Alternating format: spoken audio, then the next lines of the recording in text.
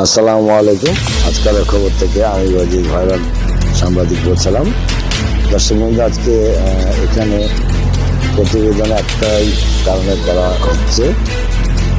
এই ফ্লাইওভার নিয়ে, যে ফ্লাইওভার দেখতে পাচ্ছেন আপনারা, এই ফ্লাইওভার নিয়ে অনেক কিছু দায়বদ্ধতা থাকে। যেমন আশেপাশে ব্যবসায়ীরা আছে, তারা খোলা মনে ব্যবসা করতে পারছে না, যার কারণে এদের খুব বিঘ্ন ঘটছে এবং পরিবারকে চালানোর জন্য এরা হিমশিম খেয়ে যাচ্ছে। কারণ এটা কিছু কিছু বাণিজ্যিক দোকান আছে যারা এখন ওই রকম স্বাভাবিকভাবে বেচা বিক্রি কিংবা কেনাকাটা করতে পারছে না।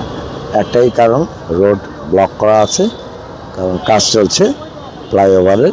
এই ফ্লাইওভারটার কাজের জন্য বহু লোকের ক্ষতি হচ্ছে। দর্শকবৃন্দ, ভালো করে দেখেন, কতগুলো প্রতিষ্ঠান আছে দেখেন। এই প্রতিষ্ঠানগুলোর বেচা বিক্রি আগের মতো আর নাই, যার কারণে আমি এই প্রতিবেদনটা এর আগেও পেয়েছি, এখনও করছি। দর্শকবৃন্দ, স্থান ঘোড়া চত্বর। দর্শকবৃন্দ, আপনারা দেখতে পাচ্ছেন যে ফ্লাইওভারটা এখনও কমপ্লিট হয়নি, কিংবা এই কমপ্লিট কবে হবে আর কবে যে আমরা এই রাজশাহী শহরের মানুষ কিংবা যারা সাধারণ ক্ষুদ্র ব্যবসায়ী তারা কখন এই ফলটা পাবে এই আশায় আছে। এর আগেও প্রতিবেদন করেছি, তখনও বলেছে আমাকে যে একটু আমাদের উপকার করেন আপনি।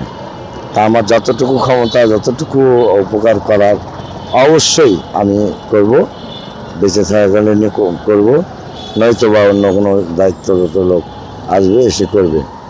এই যে প্রতিষ্ঠানগুলো দেখছেন দর্শকবৃন্দ, এই প্রতিষ্ঠানগুলো কি পরিবার না খেয়ে থাকবে? আপনারা বলেন।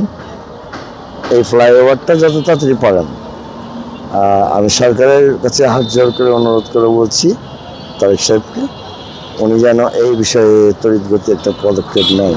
তাদের খুব কষ্ট হচ্ছে, যাদের এখানে প্রতিষ্ঠান আছে। বোঝেন, একটু বোঝেন, বুঝেই সব কিছু পাবেন। হ্যাঁ, এই যে সাধারণ জনগণের কষ্ট হচ্ছে, এটা কিন্তু মেনে নেওয়ার মতো না।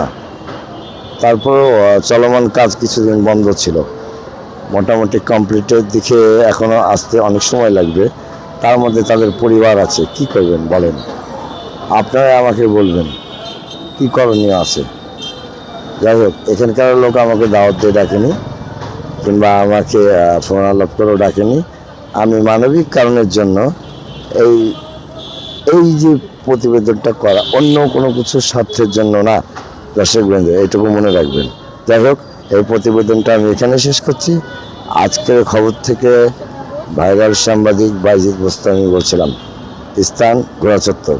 ধন্যবাদ আমার এই চ্যানেলে থাকার জন্য।